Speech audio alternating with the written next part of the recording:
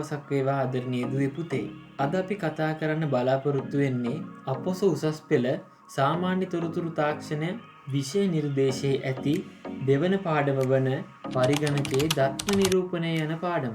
අපි කලින් වීඩියෝ එකෙන් GIT එක්සෑම් එකට අදාළ පළවෙනි පාඩම වන පරිගණකය සහ එහි විභවය ගවේෂණය කරයි කියන පාඩම සාකච්ඡා කළා. ඒ පාඩම බලපු නැති දූ දරුවෝ ඉහලින් දක්වා ඇති වීඩියෝ එකට ගොස් එය නරඹන්න. ඒ වගේම ICT with Kitmal YouTube channel එක subscribe කරපු නැති දරුවන් channel එක subscribe කරන්න. ඒ වගේම notification ගෙන්වා ගැනීමට bell icon එක click කරලා තියාගන්න. එහෙනම් දුවේ පුතේ අද අපි පරිගණකය තුල දත්ත නිරූපණයේ පාඩම පටන් ගමු. හරි. දුවේ පුතේ මෙම පාඩම අපි ප්‍රධාන කොටස් තුනක් යටතේ කතා කරමු. ඉන් පළවෙනි එක තමයි පරිගණකය තුල දත්ත නිරූපණය වෙන ආකාර පිළිබඳව මූලික සංකල්ප. දෙවන කොටස වශයෙන් මූලික බූලියානුකාරක හඳුනා ගැනීම සිදු කරමු. තුන්වැනි කොටස වශයෙන් විවිධ අනුලක්ෂණ නිරූපණය සහ ඒවායේ විස්තර සාකච්ඡා කරමු. එහෙනම් අපි පළවෙනි කොටසට යමු. පරිගණකය තුල දත්ත නිරූපණය වෙන ආකාරය යටතේ සංඛ්‍යා පද්ධති තුනක් ගැන කතා කරනවා. ඒ වගේම එම සංඛ්‍යා පද්ධති තුනේ පරිවර්තන දෙකක් ගැන අපි කතා කරනවා. හරි පුතේ එහෙනම් අපි සංඛ්‍යා පද්ධතියක් කියන්නේ මොකක්ද කියලා කතා කරමු. සංඛ්‍යා පද්ධතියක් කියන්නේ සංඛ්‍යා නිරූපණය සහ නම් කිරීම සඳහා සකස් කරන ලද පද්ධතියක් තමයි මේ සංඛ්‍යා පද්ධතියක් ලෙස හඳුන්වන්නේ. සෑම සංඛ්‍යා පද්ධතියක්ම සෑදී ඇත්තේ ඒකකය සංඛ්‍යාව හා පාදය එකතු වීමෙන්. ඒකකයක් කියන්නේ තනි වස්තුවක්. උදාහරණයක් ලෙස අඹ ගෙඩියක් ගන්න පුළුවන්. රුපියලක්, දිනයක් වගේ තනි දෙයක් ගන්න පුළුවන්. සංඛ්‍යාවක් කියන්නේ ඒකකයක් හෝ ප්‍රමාණයක් නිරූපණය කරන්න ගන්න සංකේතයක්. උදාහරණයක් ලෙස ඒකකය අඹ ගෙඩියක් වුණාම සංඛ්‍යාවක් එකතු කරාම අඹ ගෙඩි 5යි කියලා අපිට කියන්න පුළුවන්. පාදය කියන්නේ සංඛ්‍යා පද්ධතියක භාවිතා කරන සංකේත ගණන. එම සංඛ්‍යා පද්ධතියේ පාදය ලෙස හඳුන්වනවා. හරි. දැන් අපි බලමු පරිගණකය හා සම්බන්ධව තියෙන සංඛ්‍යා පද්ධති මොනවාද කියලා. පරිගණකයේ තියෙන සංඛ්‍යා පද්ධති තමයි දශමයේ සංඛ්‍යා පද්ධති, ද්විමය සංඛ්‍යා පද්ධති, අෂ්ටමය සංඛ්‍යා පද්ධති, ෂඩ්දශමය සංඛ්‍යා පද්ධති. මේ වගේ ඕගොල්ලෝගේ විෂය නිර්දේශයට අපි සංඛ්‍යා පද්ධති තුනක් ගැන කතා කරනවා. අපි බලමු ඇයි මේ සංඛ්‍යා පද්ධතියක් පරිගණකයට ඕන කියලා. පරිගණකය කියන්නේ විදුලි උපකරණයක් නේ. එතකොට මේක ඇතුලේ තියෙන්න පුළුවන් කරන්ට් එක විතරයි. එහෙම නැත්නම් විදුලි බලයක් විතරයි. ඒ කියන්නේ පරිගණකයක දත්ත නිරූපණය කරන්න වෙන්නේ විදුලිය තිබෙන විටදී එක ලෙසත් විදුලිය නැති විටදී බිඳුව ලෙසත් වේ. එතකොට ද්විමය සංඛ්‍යා පද්ධතිය තමයි භාවිතා වන්නේ. මෙම එක බිඳුව සංකල්පයට මැෂින් ලැන්ග්වේජ් කියලා කියනවා. අපි දැන් එකින් එක සංඛ්‍යා පද්ධති ටික බලමු. පළමුවෙන්ම දශමය සංඛ්‍යා පද්ධතිය. දාලා වගුව බලන්න. දශමය සංඛ්‍යා පද්ධතියේ පාදයේ අගය 10ක් වෙනවා. සංකේත සංඛ්‍යාවක් 10ක් වෙනවා. සංකේත තමයි බිඳුවේ ඉඳන් 9 දක්වා සංකේත. එතකොට බිඳුවේ ඉඳන් ගත්තම 9 දක්වා යනකොට බිඳුවත් එකතු වුණාම සංකේත 10ක් වෙනවා. අපි සාමාන්‍ය ජීවිතයේදී භාවිතා කරන්නේ මෙන්න මේ 10 පාදයේ සංඛ්‍යාව. එහෙම නැත්නම් දශමයේ සංඛ්‍යා කියලා කියනවා. ඒ වගේම තමයි ඊළඟ එක ද්විමය සංඛ්‍යා පද්ධතිය. මේකේ පාදයේ අගය දෙකක් වෙනවා. සංකේත සංඛ්‍යාවත් දෙකක් වෙනවා. සංකේත තමයි බිඳුව සහ 1. එතකොට පරිගණකයේ භාවිතා වෙන්නේ මෙන්න මේ බිඳුව සහ 1 කියන ද්විමය සංඛ්‍යා පද්ධතිය. ඊළඟට තියෙනවා ෂඩ්දශමය සංඛ්‍යා පද්ධතිය. මේකේ පාදයේ අගය 16ක් වෙනවා. ඒ වගේම සංකේත සංඛ්‍යාවත් 16ක් වෙනවා. මෙහි සංකේත ගත්තම බිඳුවේ ඉඳන් 9 දක්වා 9 සිට A B C D E F ලෙස ඉංග්‍රීසි අක්ෂර වගේකුත් තියෙනවා. මේ ඔක්කොගෙම එකතුව තමයි 16ක් වෙන්නේ. එතකොට A අකුරෙන් නිරූපණය කරන්නේ 10 ඉලක්කම, B කියන්නේ 11, C කියන්නේ 12, D කියන්නේ 13, E කියන්නේ 14, F කියන්නේ 15. 15යි බිඳුවත් එකතු වුණාම සංකේත සංඛ්‍යාව 16ක් වෙනවා. හරි අපි ඊළඟට යමු ස්ථානීය අගය කියන්නේ මොකක්ද කියලා බලන්න. සංඛ්‍යා පද්ධතියක ස්ථානීය අගය කියන්නේ මොකක්ද කියලා අපි බලමු. කිසියම් සංඛ්‍යා පද්ධතියක ස්ථානය හා සම්බන්ධ අගයන් එම සංඛ්‍යා පද්ධතියේ ස්ථානීය අගය මගින් නිරූපණය වෙනවා. උදාහරණයක් විදිහට 2432 යන සංඛ්‍යාවේ 3 සංඛ්‍යාව පිහිටා ඇත්තේ 10 වෙනි ස්ථානය වන අතර 4 සංඛ්‍යාව පිහිටා ඇත්තේ 100 වෙනි ස්ථානයේ 100 ස්ථානය කියලා කියනවා. එබැවින් 3 මගින් 3 ගුණ කිරීම 10 30ක්ද 4 මගින් 4 ගුණ කිරීම 100 400ක්ද නිරූපණය වෙනවා. හරි.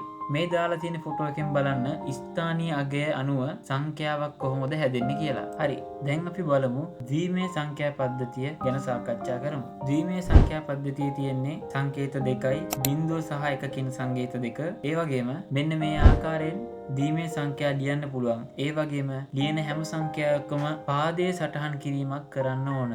ඒ සංඛ්‍යාවේ තියෙන සංකේත ගන්න තමයි පාදයේ විදියට යොදන්නේ. හරි, මම දාලා තියෙන උදාහරණයක් මෙන්න මේක.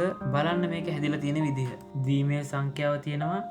ඒ වගේම බර සාධකය කියලා එකකුත් තියෙනවා. 2 බිංදුවෙනි බලය, 2 පළවෙනි බලය, 2 දෙවෙනි බලය යන අගයන් වලින් ද්විමේය සංඛ්‍යා පද්ධතියේ බර සාධකය පෙන්눔 කරනවා. පරිගණක තාක්ෂණයේදී ද්විමේය සංඛ්‍යා පද්ධතිය ඉතා වැදගත් වන අතර මෙම සංඛ්‍යා පද්ධතිය පරිගණකයේ මූලික මිනුම් ඒකකය වෙන බිටුව එහෙම නැත්නම් බිට් එක නිර්මාණයට දායක වෙනවා. මෙම සංඛ්‍යා පද්ධතියේ කුඩා මගය බිංදුව ලෙසත් විශාල මගය 1 ලෙසත් දැන් ඔයගොල්ලෝ ඉගෙනගෙන තියෙනවා. එම අගයන් බිටුවක් ලෙස හඳුන්වනවා. බිටුව හැදිලා තියෙන්නේ මෙන්න මේ ආකාරයට. බයිනරි ඩිජිට් කියන එක B අකුරයි IT අකුරයි එකතු වෙලා තමයි බිට් කියලා හැදෙන්නේ.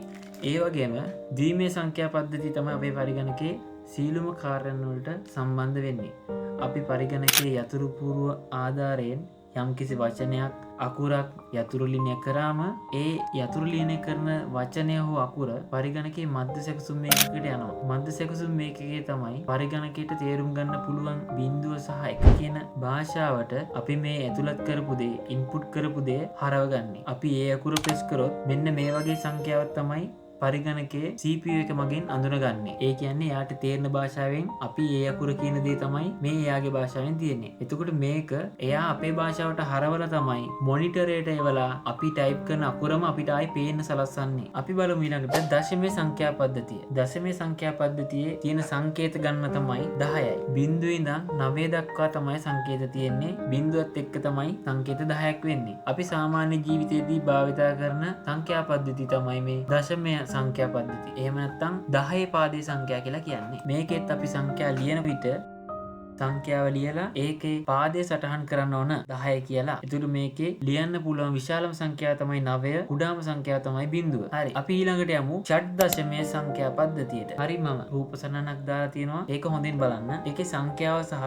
ස්ථානීය අගය සටහන් කරලා තියෙනවා. හරි. මෙම රූප සටහන අනුව 1 සිට 9 දක්වා සංඛ්‍යා 10 පාදයේ සංඛ්‍යා ලියනවා වගේ ලියන්න පුළුවන්. ඉන්පසුව 10 සිට 15 දක්වා ලියන සංඛ්‍යා ටික A B C D E F කියලා අපිට ලියන්න වෙනවා. මේ දාලා තියෙන උදාහරණය බලන්න. ඒකේ යටිනොත් 16 පාදයේ කියලා සටහන් කරන්න ඕන. එතකොට තමයි අපි දන්නේ මේක 16 පාද සංඛ්‍යාවක් කියලා. මෙහි අගයන් කියවන විටදී ස්ථානීය අගය අනුව එහි බර සාධකයේ යොදලා ස්ථානීය අගය අනුව එහි වටිනාකම තීරණය කරන්න පුළුවන්. මේක සාමාන්‍ය ජීවිතේ පාවිච්චි කරන 10 පාදයේ සංඛ්‍යාව වගේමයි. බලන්න රූප සටහන අනුව 16 බිංදුවෙනි බලය, 16 පළවෙනි බලය, 16 දෙවෙනි බලය, 16 තුන්වෙනි බලය විදිහට තමයි මේකේ සටහන් වෙන්නේ. හරි, අපි ඊළඟට යමු සංඛ්‍යා පරිවර්තන වලට. අපි මුලින්ම බලමු දශමයේ සංඛ්‍යා ද්විමේය සංඛ්‍යා බවට පරිවර්තනය කරන්නේ කොහොමද කියලා. මෙම උදාහරණය බලන්න. 25 කියන 10 පාදයේ සංඛ්‍යාව ද්විමේය සංඛ්‍යාවක් බවට පරිවර්තනය කරනකොට එම සංඛ්‍යාව පරිවර්තනය කරන්න ඕන සංඛ්‍යාවේ පාදයෙන් බෙදිය යුතුයි. 25 දෙකට බෙදුවම 12.5ක් එනවා. හැබැයි අපි එතනින් ලියන්නේ 12 විතරයි. 0.5 ලියන්නේ නැහැ. එතකොට 12 වරක් 2 24යි. 25ක් වෙන්න අඩු වෙන එකේ ඉලක්කම තමයි අපි මේක ඉදිරියෙන් මේ විදිහට ලියලා තියෙන්නේ. ඒ වගේම දෙවෙනි ස්ටෙප් එකට යන 12 බෙදීම 2. ඒක හරියට බෙදෙනවා 6 කියලා එනවා. ඉතිරි නෑ එකේ බිංදුවයි කියලා සටහන් කරනවා ඉදිරියෙන්. 6 බෙදෙනවා 2කින් 3යි කියලා එනවා. ඉතිරි නෑ බිංදුවයි කියලා සටහන් කරනවා. 3 බෙදෙනවා 2කින් 3ට 2 ඒවා 1යි, දෙවරක් 1 2යි, 3 වෙන්න තව කීයක් අඩු? 2ක් අඩුයි. අපි ඒක තමයි ඉස්සරෙන් ලියන්නේ. ඉන්පස්සේ එකත් බෙදෙනවා 2කින්. 1ට 2 ඒවා නෑ කියලා අපි බිංදුවක් ලියලා ඉතිරි වෙන සංඛ්‍යාව අපි ඉස්සරෙන් මේ විදිහට ලියනවා. අවසානට එකේ ඉලක්කම දක්වා බෙදාගෙන ඇවිල්ලා යට ඉඳන් ඉහළට තියෙන සංඛ්‍යා ටික පිළිවෙලින් ලියලා තමයි 2 පාදයේ සංඛ්‍යාවක් විදිහට අපි ලියන්නේ. ඒක පිළිවෙලට ලියලා අවසානට 2 ඉලක්කමක් පාදයේ විදිහට දාන්න ඕනේ. හරි, මේ උදාහරණෙත් බලාගන්න. අපි ඊළඟට යමු ද්විමය සංඛ්‍යාවක් දශමය සංඛ්‍යාවක් බවට පරිවර්තනය කරන්න. දෙකේ පාදයේ සංඛ්‍යාවක් 10 පාදයට හරවන්න තමයි හදන්නේ. හරි. මේ උදාහරණය බලන්න. ද්විමය සංඛ්‍යාවක් මම ලියලා තියෙනවා. ඒක එම සංඛ්‍යාවේ ස්ථානීය අගය අනුව එයට හිමි බලයෙන් ගුණ කරලා තියෙනවා. බලන්න පළවෙනි එක 1.0.12 කියන දෙකේ පාදයේ සංඛ්‍යාව මෙන්න මේ විදිහට ටිකක් දුරින් ලියා ගන්න ඕනේ. ඊට පස්සේ දකුණු පැත්තේ කෙළවරේම තියෙන සංඛ්‍යාව 1 ඒක ගුණ කරන්න ඕන 2 බිඳුවෙනි බලයෙන්. ඊට මෙහා පැත්තේ සංඛ්‍යාව 2 පළවෙනි බලයෙන්. ඊට මෙහා සංඛ්‍යාව 2 දෙවෙනි බලයෙන්. ඊට මෙහා පැත්තේ සංඛ්‍යාව 2 තුන්වෙනි බලයෙන්.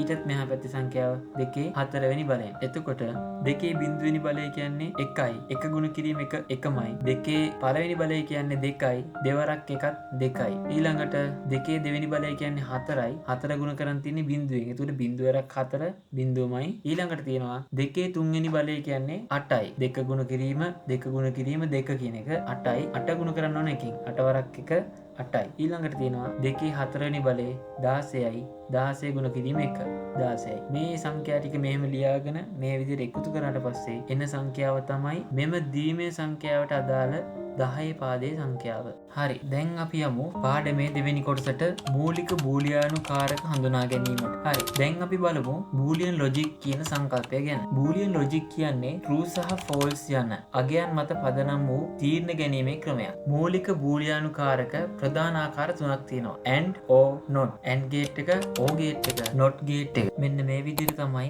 and gate එකේ, or gate එකේ සහ not gate එකේ සංකේත තියෙන්නේ. හරි. අපි එකින් එක gate ගැන කතා කරමු. පළමුවෙන්ම and gate එක ගැන කතා කරමු. හරි. මේ දාලා තියෙන and gate එක හොඳින් බලන්න. මේකේ AB කියලා ආදාන දෙකක් and gate එකට ලබා දීලා තියෙනවා. ඒ වගේම and gate එක පසු කරගෙන output එක ඇවිල්ලා තියෙනවා A.B කියලා. and gate එකේදී වෙන්නේ ආදානයන් ගුණ වීමක් තමයි වෙන්නේ. හරි. අපි මෙතනදී A වෙනුවට බිඳුව දාමු, B වෙනුවට 1 දාමු. එතකොට output එක මොකක්ද එන්නේ? A B ගුණ වෙලා තමයි උත්තරේ එන්න ඕන. එතකොට 1 ගුණ කිරීම බිඳුව එක්වරක් බිඳුව කීයද?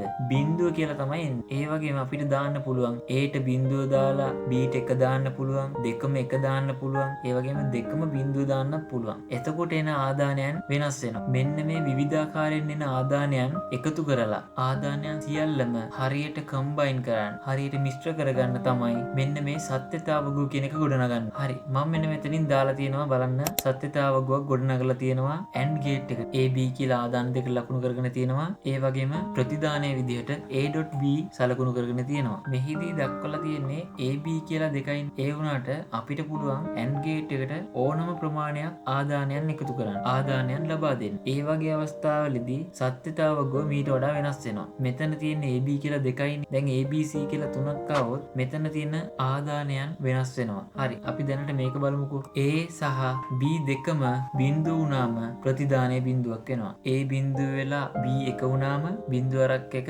බිඳුවයිමයි. ඊළඟට A එක වෙලා B බිඳුව වුණාම කරක් බිඳුවක් බිඳුව. අවසානට තියෙනවා Aත් එක වෙලා Bත් එක වෙලා. ඒක ලොජික් ගේට් එක ඇතුලෙන් ගියාම අවුට්පුට් එක විදිහට එක ප්‍රතිදානය වෙනවා. ඒ කියන්නේ AND ගේට් එකේදී ආදානයන් දෙකම එක වූ විටදී පමණක් ප්‍රතිදානය එක වෙනවා. නේද? හරි. අපේ සාමාන්‍ය ජීවිතේ දැන් ඕගොල්ලෝ කර කර ඉන්න දේ ගැන බලමුකෝ. ඕගොල්ලෝ දැන් මේ වීඩියෝ එක බල බල ඉන්නේ. එතකොට AB කියලා දෙකක්ම ගමු. ඒකෙන් A කියන්නේ ඕගොල්ලන්ට මේ වීඩියෝ එක බලන්න වෙලාවක් තියෙනවා. B කියන්නේ ඕගොල්ලොන්ගේ ෆෝන් එකේ data සහ charge එක තියෙනවා.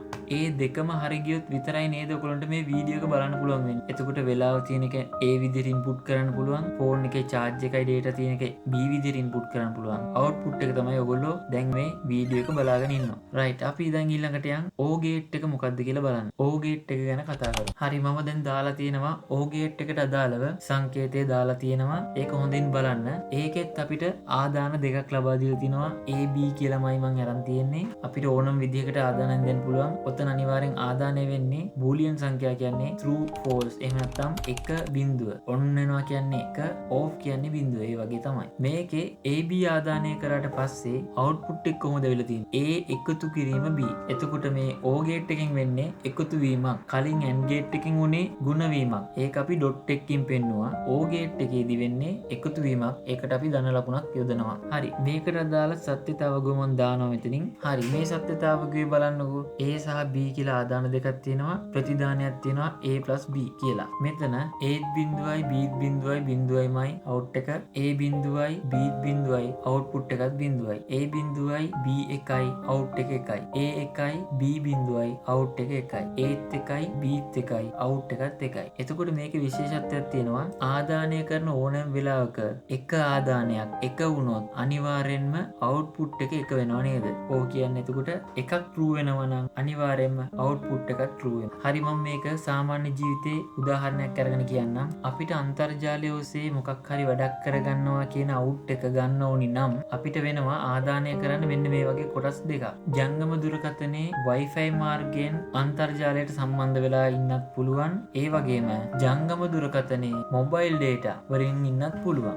එතකොට රවුටරෙන් හිටියත් එකයි මොබයිල් data වලින් හිටියත් එකයි අවුට් එක අපිට අන්තර්ජාලයේ වැඩ කටයුතු කරගන්න පුළුවන්. ඕ කියන එකෙන් කියවෙන්නේ හෝ කියන එක. එතකොට දුරකථනයේ Wi-Fi හෝ දුරකථන data එහෙම නැත්නම් මොබයිල් data තිබ්බොත් ඉන්ටර්නෙට් එකෙන් කරන වැඩ කටයුතු කරගන්න පුළුවන්. කලින් අපි end එකේදී කිව්වේ අපිට වෙලාව තියෙනවා නම් ඒ වගේම ෆෝන් එකේ charge උත් තියෙනවා එහෙම නැත්නම් data තියෙනවා නම් විතරයි YouTube එක බලන්න පුළුවන්. අපිට මේ වීඩියෝ එක බලන්න පුළුවන් කියලා කිව්වා. එතකොට end එකේ වෙන්නේ සහ කියන වචනේ තමයි තියෙන්නේ. end කියන්නේ සහ. දෙකම තිබ්බොත් විතරයි out එක එක වෙන්නේ. ඔය එකේ වෙන්නේ දෙකෙන් එකක් තියෙනවා නම් අපිට ඇති. එක්ක Wi-Fi එක්ක mobile data. හරි අපි ඊළඟට යමු not gate එක. not කියන වචනයෙන්ම තියෙනවා නැතන අර්ථය. මෙන්න මෙතනින් ඉස්සලා තියෙන මෙන්න මේ ලාංඡනය තමයි සංකේතය තමයි අපි not gate එකක් සංකේතවත් කරන්නේ. මේකේ විශේෂත්වයක් තියෙනවා. ආදානය කරන්නේ හැබැයි එක line එකයි නේද? අපි මේකට එක කියලා ආදානය කරොත් out එක වෙන්නේ එකේ නැතන අර්ථය. ඒ කියන්නේ බිඳුව.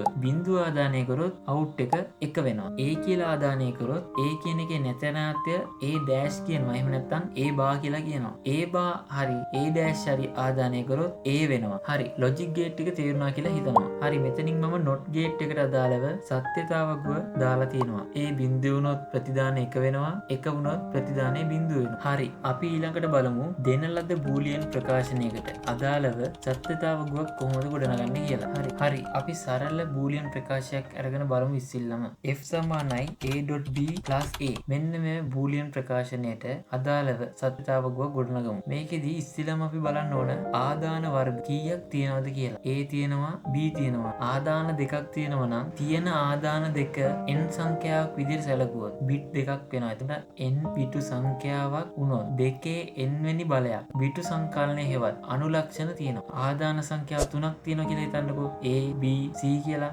එතකොට දෙකේ තුන්වෙනි බලයක අනුලක්ෂණ මේකේ ඇතුලේ වැඩ කරනවා. හරි මේකට අදාළ සත්‍යතාවගුව දාන්නම් මෙතනින්.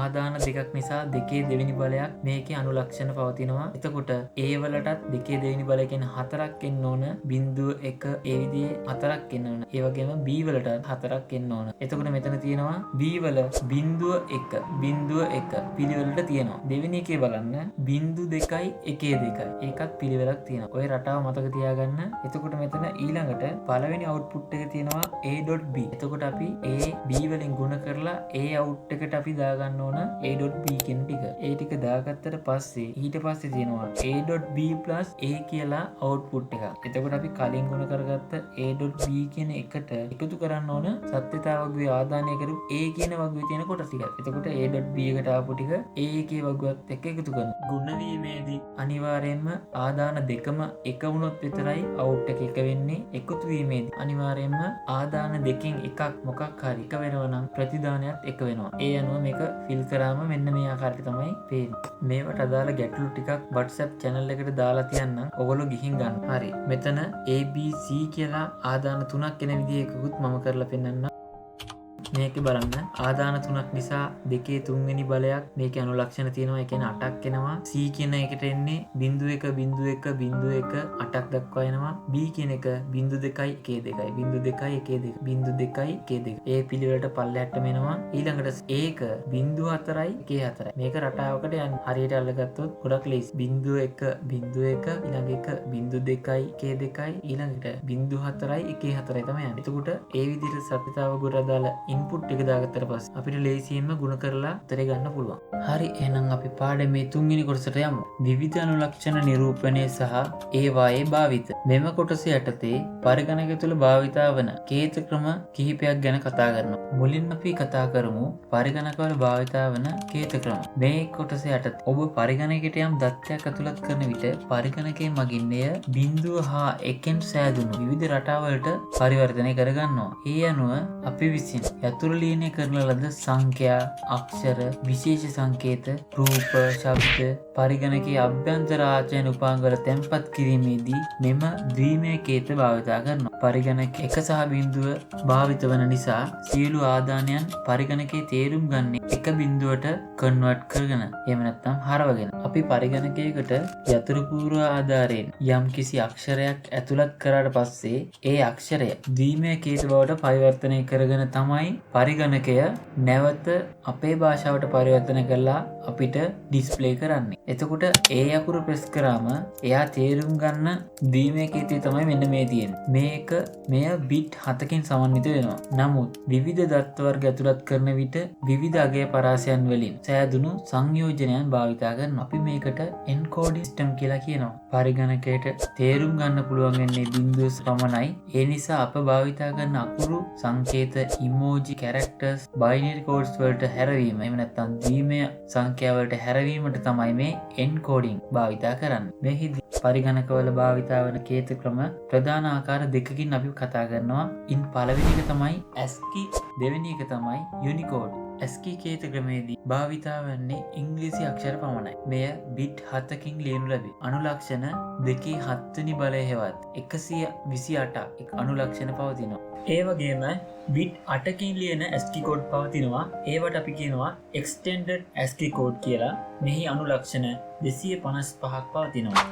මෙම ASCII කේත ක්‍රමය ඇමරිකන් නැෂනල් ස්ටෑන්ඩඩ් ඉන්ස්ටිටියුට් ආයතනය මගින් සකස් කර සම්මත කරලා තියෙනවා. උදාහරණයක් විදිහට අපි බලමු ස්කූල් කියන වචනය කොහොමද මේ ASCII කේත වලින් ලියන්නේ කියලා. අපි පාඩමේ මුලින් දශමයේ සංඛ්‍යාවක් ද්විමය සංඛ්‍යාවක් බවට පරිවර්තනය කරගන්න ඉගෙන ගත්තනේ. මෙහි දක්වලා තියෙනවා එක අක්ෂරයට අදාළ දශමයේ සංඛ්‍යාව දීලා තියෙනවා. එතකොට අපි ඒ සංඛ්‍යාව ද්විමය සංඛ්‍යාවක් බවට පරිවර්තනය කරලා එම සංඛ්‍යාව බිට් 7කින් අපි ලියා ගන්න ඕන. ඒ අක්ෂර ටික පිළිවෙලින් ළඟින් ලියාගත්තට පස්සේ තමයි ASCII කෝඩ් එකක් වෙන්නේ. මෙහිදී S අකුරට අදාළව තියෙන්නේ 83 දෙකෙන් බෙදලා අපි මෙන්න මේ ආකාරයට ද්විමය සංඛ්‍යාව ලබා ගන්නවා. ඊළඟට C අකුර. C අකුර කියන්නේ 99 වෙනි අගය.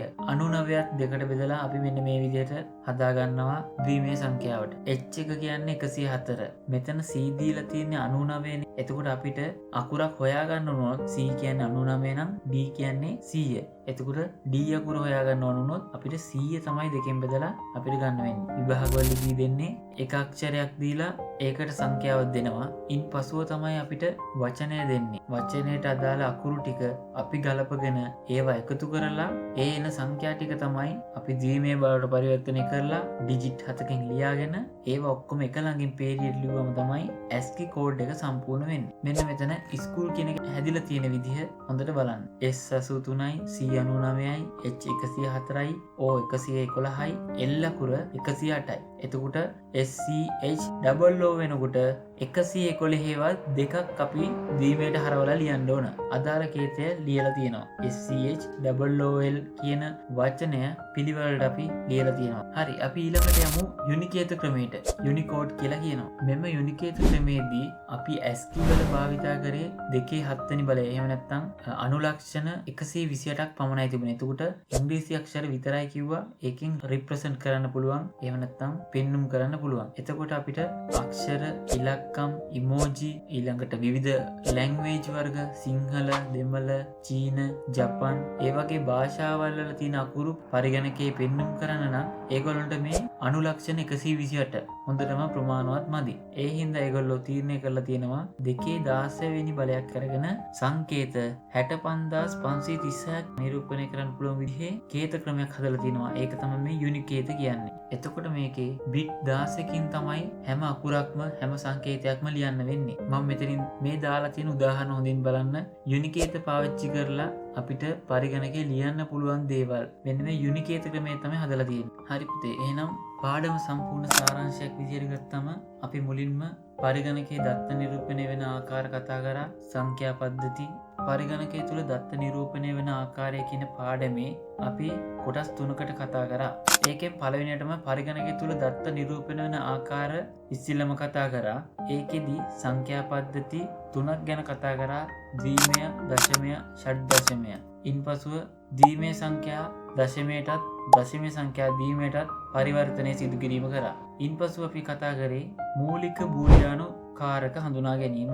ඒ යටතේ මූලික බූලියානු කාරක එහෙම නැත්නම් logic gate and or not කියලා කොටස් තුනකින් කතා කරා. ඒ වගේ සත්‍යතා වගුවක් අඳින විදිය සම්පූර්ණව කතා කරා. ඊළඟට අපි තුන්වෙනි කොටස විදියට විවිධ අනුලක්ෂණ නිරූපණය සහ ඒවායේ භාවිතයන් ගැන අපි කතා කරා. භාවිතා කරන කේත ක්‍රම යටතේ ASCII කේත සහ යුනිකේත යුනිකෝඩ්ස් ගැන අපි කතා කරා. පාඩම තේරුණා කියලා මම හිතනවා. තේරුම් නැත්නම් නැවත බලන්න. මේ පාඩමට අදාළ නෝට් එකක් මම WhatsApp channel එකේ දානවා.